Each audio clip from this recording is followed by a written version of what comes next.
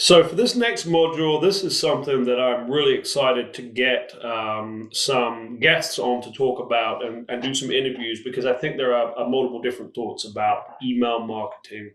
And in the context of this video, I'm also going to talk about SMS or text marketing too. I understand I, like all of us, get my inbox flooded with bullshit emails that I have zero interest in reading. Not interested. Not even going to look at it. Probably not even going to open it up and have a look.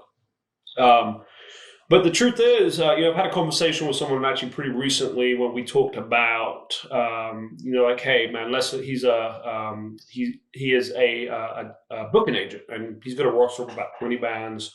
We kind of had a back and forth about email marketing, and he said less and less of his artists are utilizing that.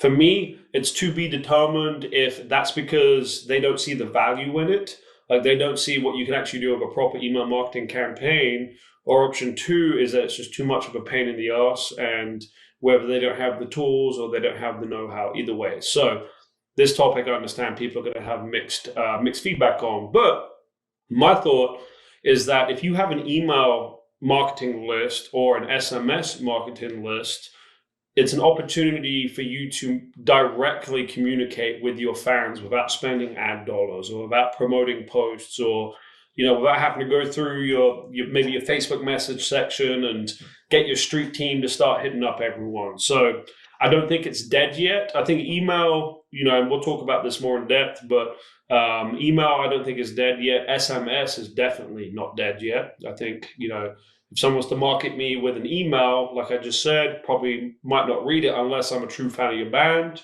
If someone sends me a text message, at least I'm guaranteed to read it. I read all my text messages. So I would advise that you do not give up, especially if you're playing live shows. If you're playing live shows and you have a merch section, it is so easy to set up a QR code that the fans there can either scan and look, or you could do the old school paper sheet. Honestly, don't recommend doing anything paper these days because we have the tools to automate this stuff. But whatever you have to do to capture contact information for your fan base, it's only going to help you in the long run. There's a ton of straightforward stuff that I'm sure you already know. You can promote your schedule, you can promote your releases. You have to look at it as these various different arms of your marketing engine. So if you have social, you have a website, well, another one is now email and SMS. So when you look at your total marketing strategy across the board, you have to segment it into these different ways that you can approach and get awareness about whatever your goal is at that point in time. So I highly recommend the email marketing and SMS marketing. There are cheap platforms that take care of it for you.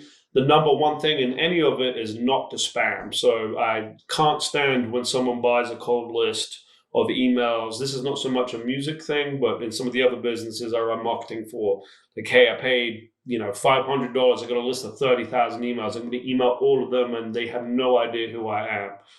That's not a good strategy.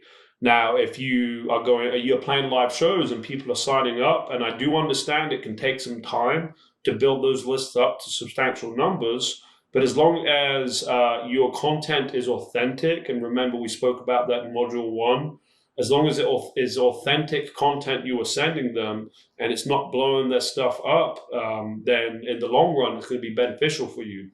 One important thing to keep in mind with email marketing and SMS marketing is that if you having the end user or the fan engage with your content is going to help you get delivered to more inboxes, and that's just spam regulations. So if you're sending out 10,000 emails and 10 people are opening it, well, these email companies are going to look at your domain and be like, hey, this is a spam email. So number one, I recommend that you do implement an email and SMS strategy. And number two, and this is even more important, make sure that what you do is authentic, well thought out, and as far away from spam as you can possibly be. I have a ton of resources I can send out that kind of outline, hey, how do I get delivered into the inbox and not go to a spam folder? What do I need to watch out for? What kind of percentages? If you need any of that stuff, reach out to me. But I guess the number one point is that do not sleep on the email and SMS strategy for your marketing. Hope you enjoy the next module.